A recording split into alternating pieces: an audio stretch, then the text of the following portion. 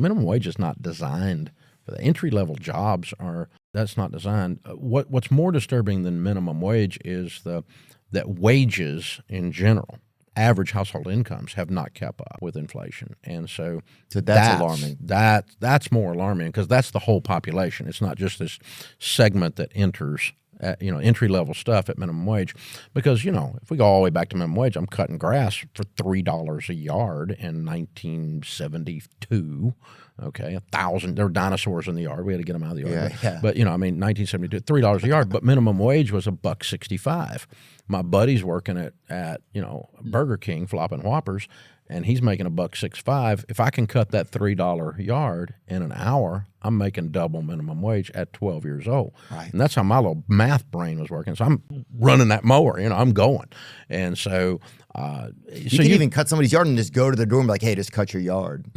No, I mean, it was my job. They were one of my clients. I had to go cut their grass. But some people, I bet if you rolled up to my door and knocked on my door and said, hey, man, I just cut your yard, you give me $10 for it or whatever? Yeah, except for that other guy you hired to do it that's coming next week. But there's a problem with him. But I mean, that you've always had the opportunity to beat minimum wage. I see. So you don't want to sit and say, okay, minimum wage is my gauge of whether I can go win, because I can go do something that beats minimum wage. Right. So that's sometimes that's kind of a political football that gets kicked around a lot, I guess, then, It is, and it enters into this discussion falsely. It's a false narrative, where I think the real narrative that is a little bit scary is that wages have not kept up with inflation, because we've had this unusual surge in inflation, and it's blamed on Biden politically, but some of it's his fault.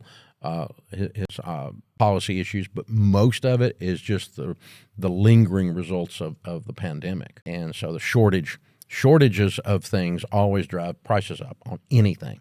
Anything there's a shortage of, prices go up. Okay. And there was a shortage of freaking everything. Yeah. Remember supply chain and all that stuff people were talking about. And so everything shot up. Real estate shot up because people sat around in their houses during the pandemic, and then the curve was flattened and all whatever, and we're all back out. Well, these people all wanted new houses. I mean, they came out of their house like a Baptist after a casserole. They were going for it, man. I mean, they were getting it, So, and house prices, 2021, wow. That was an artificial thing, though, that was created by the market being dormant and people being trapped, and then this idea of looking around at their house going, my house sucks, I need a new house.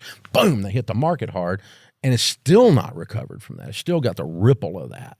And some of the other things are that way too. But there's some things, again, they're policy issues, but most of it is just the smoothing out of that. And Trump nor Biden should get the credit nor the blame. It was more how the marketplace was functioning. So you think that inflation will come down? Is that the right term to talk about inflation? Yeah, I do. I don't think it's permanent.